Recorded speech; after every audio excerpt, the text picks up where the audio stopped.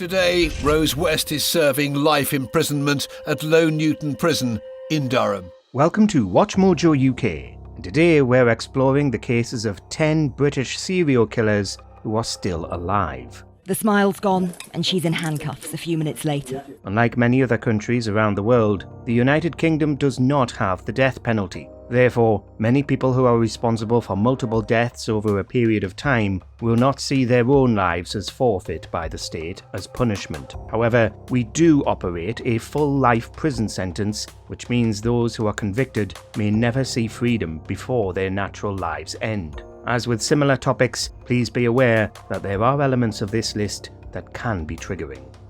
Before we begin, we publish new content every day, so be sure to subscribe to our channel and ring the bell to get notified about our latest videos. Joanna Deni, active March 2013, with 3 victims. The first entry of our list targeted only men, and indeed was sentenced for killing 3 over the course of March 2013. In what became known as the Peterborough Ditch Murders, Joanna Christine Deni killed a friend who she'd met over a shared love of substance abuse. Deni launched a frenzied attack on unsuspecting Lucas. Then, days later, she killed her housemate and then her lover before leaving the bodies in ditches. And they murdered him. And then he's got to go. So he's got to end up in the ditch. The manner of clothing she left her dead partner was unusual, a black sequined dress. Escaping to Hertfordshire, she and her accomplice would stab 2 more men and steal one of their dogs. However, neither was fatally injured. She is currently serving a full life term in prison, where she also threatened to murder fellow serial killer Rose West. The judge went on to call her a cruel, calculating and manipulative serial killer. John Cooper, the Bullseye Killer, active 1985 to 1998 with 4 to 9 victims.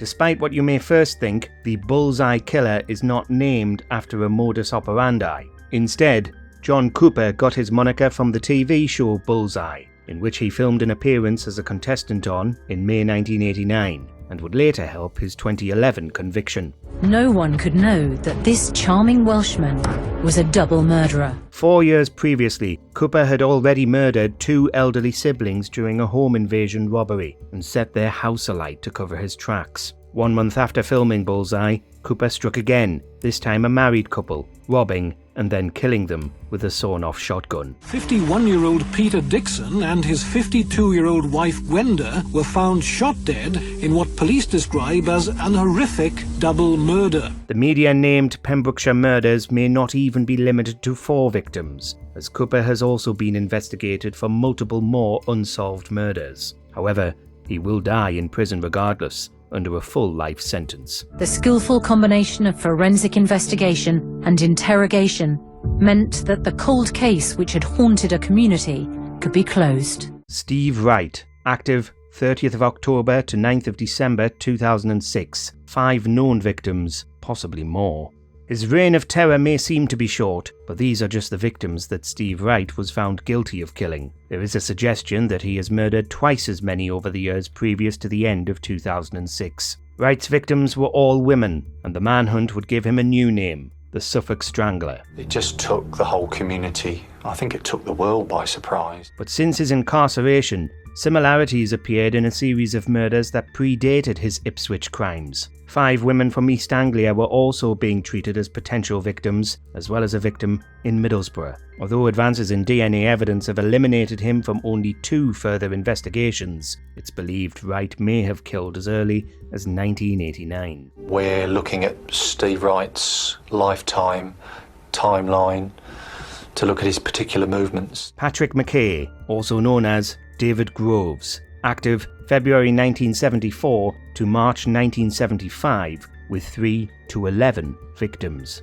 Patrick McKay's alternate names tell of a dangerous man. He's also known as David Groves, the Psychopath, and the Devil's Disciple. Incarcerated since 1975, the number of murders he is responsible for isn't actually known. Evidence proving him responsible for 6 unsolved murders around London is insufficient, with only his confession linking him to them. McKay quickly admitted the murder, but shockingly he would not stop there. Similarly, 2 more have been left on his file, but there are 3 elderly victims that he was ultimately charged with the manslaughter of, including a priest, and all in a brutal manner. When we heard Father Green had been murdered, everyone was completely in shock about it. Officially, McKay couldn't be charged with murder as he was formally diagnosed as a psychopath at 15 years old, with his psychologist rightly predicting that he would become a killer. He's in prison, but an open one. The headline on our paper was Devil's Disciple, and I think that summed him up rather well. Benjamin Geen, active December 2003 to February 2004, 2 to 12 victims. Killer nurse Benjamin Geen was known for chasing the thrill of resuscitation and saving people's lives, despite supposedly working in minor injuries. Colleagues had unofficially christened him as Ben Allet in reference to Beverly Allet. However, soon, even that wasn't enough. Geen started using his medical knowledge to create life or death emergencies with patients that had been admitted to hospital with minor health concerns. By sheer coincidence, colleagues noticed similarities with a Holby City storyline, as Geen was interviewed for the same edition of Banbury magazine that the actress who played the show's serial killer nurse was also featured in. Ben Geen was charged with murder of David Onley and Anthony Bateman, and a further 15 charges of causing grievous bodily harm. Additionally, a dislocated shoulder patient who spontaneously suffered respiratory distress was also a nurse, able to recount his actions. Though only charged with 2, Geen's hero syndrome may have led to as many as 11 suspicious deaths in hospital. He's not due to be free until 2036. Beverly Allet, the Angel of Death, active in 1991 with 4 victims.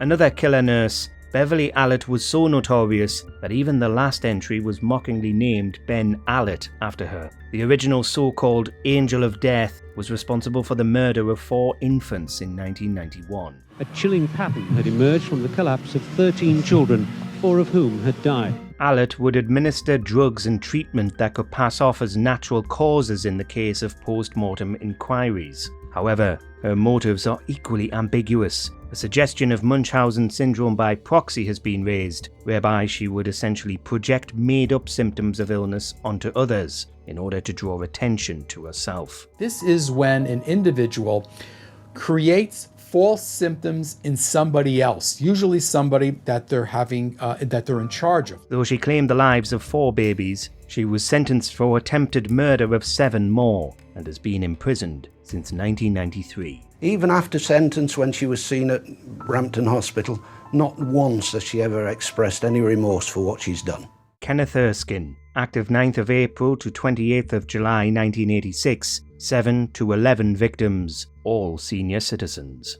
Another short time frame and another case of one murderer with a predisposition for evil. Kenneth Erskine was ultimately sent down for the deaths of 7 elderly people, each victim having been strangled to death. Sadly, it is suspected that he killed 4 more, but a lack of evidence has prevented him from being found guilty for all 11 murders. A diagnosis of chronic schizophrenia and antisocial personality disorder has seen his original murder conviction reduced to manslaughter, but not his sentencing. At the time, 40 years was the longest minimum term ever handed down in a British court. Erskine's 40-year sentence in 1988 is still ongoing, and he will not be free until 2028 at least. Some would argue, however, that he should not be freed at all. The public reaction to his arrest was very similar to that of the police officers involved in the investigation. Euphoria. Peter Tredgett, also known as Bruce George Peter Lee,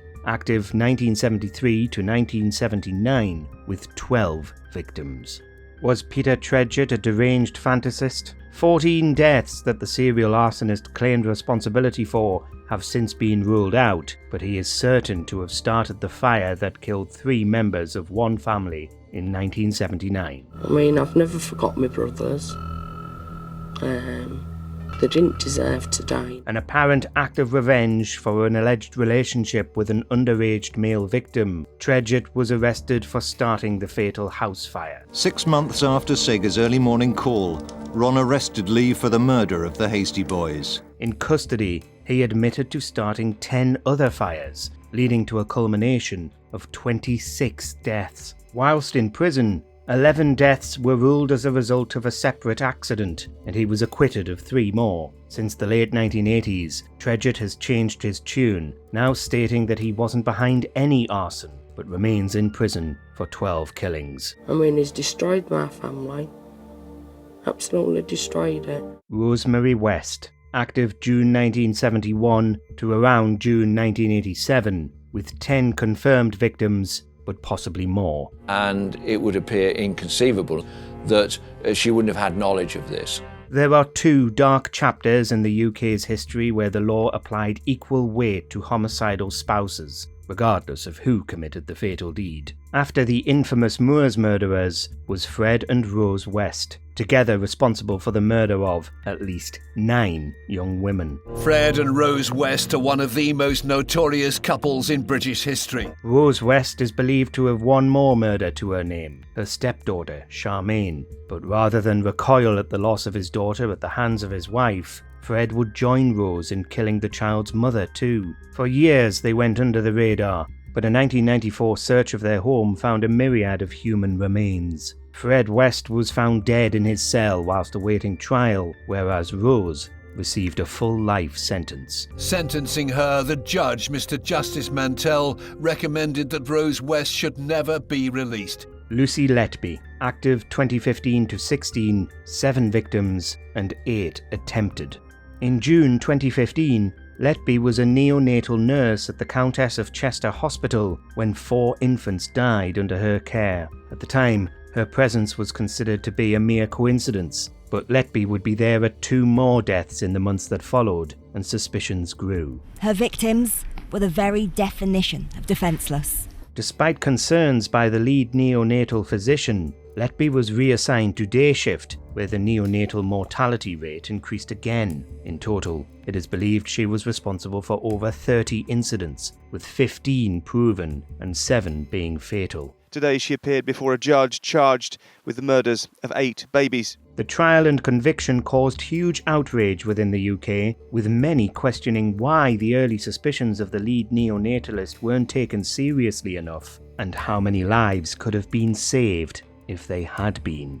She was operating in plain sight because she was so normal.